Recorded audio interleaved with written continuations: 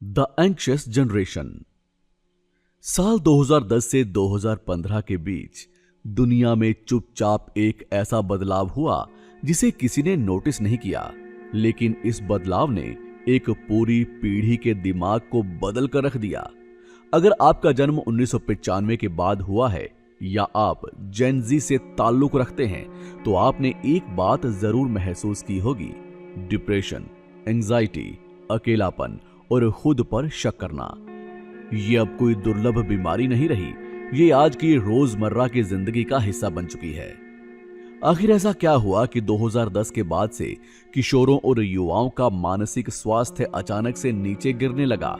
इसका जवाब केवल सोशल मीडिया या इंटरनेट नहीं, बल्कि उससे भी बड़ा एक बदलाव है।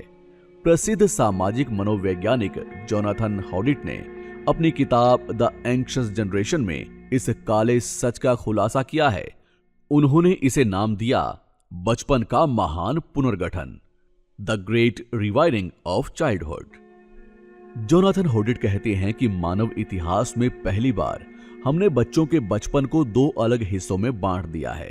पहला, खेल आधारित बचपन, जहां बच्चे बाहर मैदान में खेलते थे, गिरते संभलते थे और असली दुनिया में जोखिम लेना सीखते थे। और दूसरा, फोन आधारित बचपन, जहां बच्चों के हाथ में 24 घंटे एक चमकती हुई स्क्रीन दे दी गई और बिना किसी सुरक्षा निर्देश के उन्हें इंटरनेट के अनजान जंगल में अकेला छोड़ दिया गया। किताब में 4 मुख्य कारण बताए गए हैं जिन्होंने जेन जी के दिमाग को पूरी तरह से बदल दिया। पहला कारण है सामाजिक वंचना, यानी कि सोशल डेप्रिवेशन। जब आप फोन पर होते हैं तो आप शारीरिक रूप से किसी के साथ नहीं होते। आमने सामने बैठकर बातें करना, एक दूसरे के हाव भाव समझना, आंखों में आंखें डालकर बात करना, ये सब इंसान के दिमागी विकास के लिए सबसे जरूरी चीजें हैं। स्क्रीन ने इन सभी वास्तविक संपर्कों को खत्म कर दिया। अब हम दूर बैठकर मैसेज तो कर सकते हैं, लेकिन किसी का साथ महसूस नहीं कर पा रहे।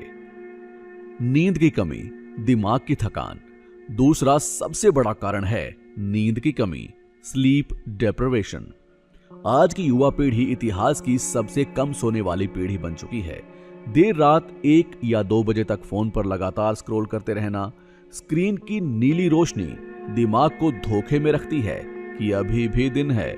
जब नींद पूरी नहीं होती तो दिमाग का प्रीफ्रंटल कॉर्टेक्स, जो हमारी भावनाओं को नियंत्रित करता है, वो कमजोर होने लगता है। यहीं से जन्म लेती है गंभीर मानसिक घबराहट, यानी कि क्रोनिक एंजाइटी। एकाग्रता का टूटना, फोकस का अंत। तीसरा महत्वपूर्ण बिंदु है ध्यान का बिखराव, अटेंशन फ्रैगमेंटेशन। 15 सेकंड की रील्स, शॉर्ट्स और हर पल आते नोटिफिकेशंस, इन सब ने हमारे सोचने समझने की क्षमता को टुकड़ों में तोड़ दिया है। आज का युवा बिना बोर हुए 10 मिनट तक कोई किताब नहीं पढ़ सकता, ना ही एक जगह बैठकर कोई गहरा काम कर सकता है। दिमाग हमेशा अगले डोपामाइन हिट के लिए तरसता रहता है। चौथा बड़ा कारण है लत का जाल। सोशल मीडिया ऐप्स को बिल्कुल किसी कैसीनो की स्लॉट मशीन की तरह डिजाइन किया गया है। आप स्क्रीन खींचते हैं और आपको नहीं पता होता कि अगली रील में क्या होने वाला है। हर लाइक, हर कमेंट और हर व्यू दिमाग में थोड़ा सा डोपामाइन रिलीज करता है, और जब वो नहीं मिलता तो इंसान खुद को बेकार और अकेला महसूस करने लगता है। लड़कियों के लिए क्या समस्याएं हैं? तुलना और सामाजिक दबाव। जोनाथन हॉडिट अपनी रिसर्च में दिखाते हैं कि फोन आधारित जिंदगी ने लड़कों और लड़कियों पर बिल्कुल अलग तरह से बुरा असर डाला है।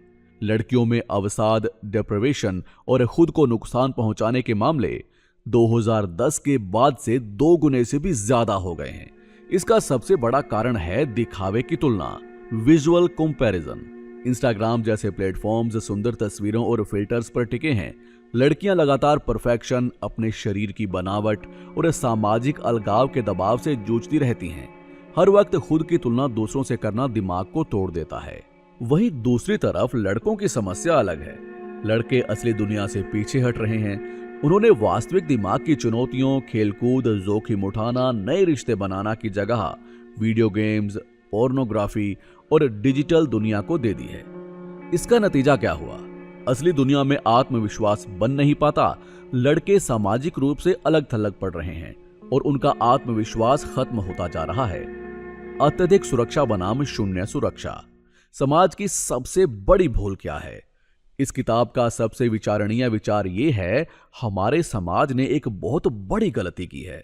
हमने बच्चों को असली दुनिया में अत्यधिक सुरक्षा यानी कि ओवर प्रोटेक्शन दी और डिजिटल दुनिया में कोई सुरक्षा नहीं दी यानी कि अंडर प्रोटेक्ट रखा। हम बच्चों को अकेले पार्क में खेलने नहीं भेजते क्योंकि लगता है कि बाहर खतरा है, लेकिन उनके हाथ में स्मार्टफोन देकर उन्हें उनके कमरे में अकेला बंद कर देते हैं, जहां उनका सामना साइबर बुलिंग, अश्लील कंटेंट और जानलेवा एल्गोरिदम से होता है। मानसिक मजबूती और जोखिम प्रबंधन। जब बच्चे असली दुनिया में गिरते हैं, चोट लगती है, आपस में झगड़ा होता है और फिर से दोस्ती होती है, तो वो मानसिक रूप से मजबूत यानी कि रिजिलियंट बनते हैं। लेकिन फोन के अंदर हर चीज को ब्लॉक या अनफॉलो किया जा सकता है।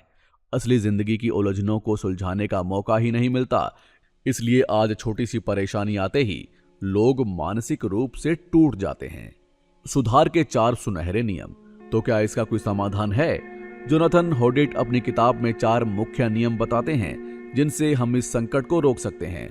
नियम नंबर 1, 14 साल की उम्र से पहले बच्चों को स्मार्टफोन ना दें, केवल साधारण फीचर फोन ही दें। नियम नंबर 2, 16 साल की उम्र से पहले किसी भी सोशल मीडिया अकाउंट की अनुमति ना दें।